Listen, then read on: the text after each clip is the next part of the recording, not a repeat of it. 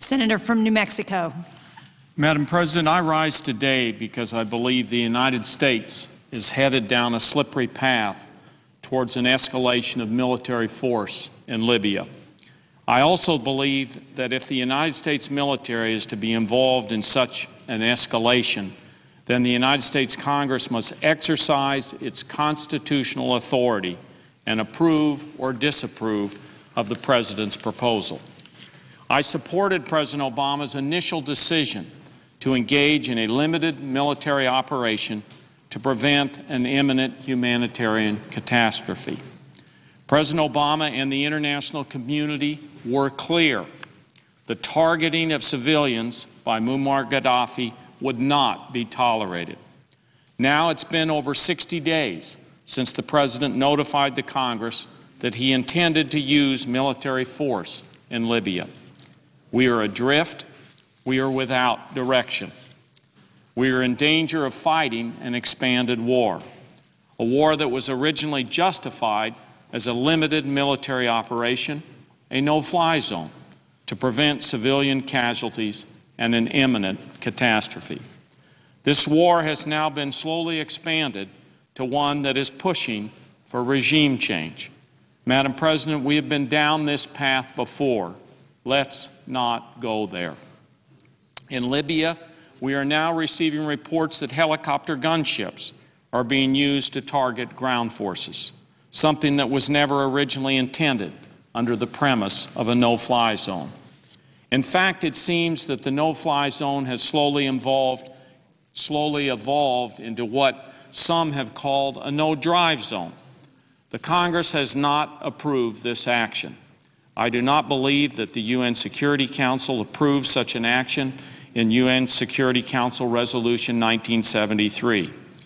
We also hear that it is now the policy to support regime change and that there are some plans to arm rebel groups.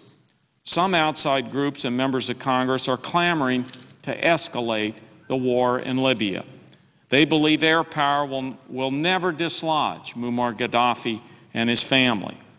The U.S. Congress has not approved the use of military force to achieve regime change. Flooding the region with small arms is also being proposed. This would be a major mistake and could lead to a host of unintended consequences. We do not know enough about the rebels fighting Gaddafi, but we do know that there are plenty of mercenaries as well as members of al-Qaeda waiting to exploit any chaos. If arms are flooded into the region, there is no guarantee that they will be able to be accounted for, and in my opinion, there's a high likelihood that those arms could end up in the hands of some very unsavory and dangerous individuals. The bottom line is this: Congress has not had the opportunity to weigh in. Like my colleagues, I deplore Muammar Gaddafi. I support a democratic transition and his departure from power. But the military goals should be defined and limited as a matter of policy. It should not include regime change. This would be a dangerous escalation. As many of you know, the Senate Foreign Relations Committee was planning a markup for last Thursday of Senate Resolution 194, titled Expressing the Sense of the Senate on the United States Military Operations in Libya. I had strong concerns about the resolution we were scheduled to consider. A sense of the Senate is clearly not an authorization for use of military force. A sense of the Senate does not meet the requirements of the War Powers Act, and a sense of the Senate falls short of meeting our constitutional obligation to declare war. I drafted an amendment to Senate Resolution 194, and I ask unanimous consent that the text of this amendment be included in the record at the conclusion of my remarks. Without objection. My amendment stated, quote, that the President is not authorized to deploy ground forces, including special operations forces, in pursuance of any goals related to United States policy in Libya unless expressly authorized by Congress or as determined necessary by the President to protect a member of the United States Armed Forces currently deployed in the region, end quote. I believe that any authorization of military force should contain similar language. I understand that Senator Webb and Senator Corker have introduced a resolution with these prohibitions and exceptions to protect our troops, and I support these efforts to limit the mission in Libya. It is important that we do not escalate military actions in Libya. An escalation would be a dangerous course, and it would be costly to the region and our country.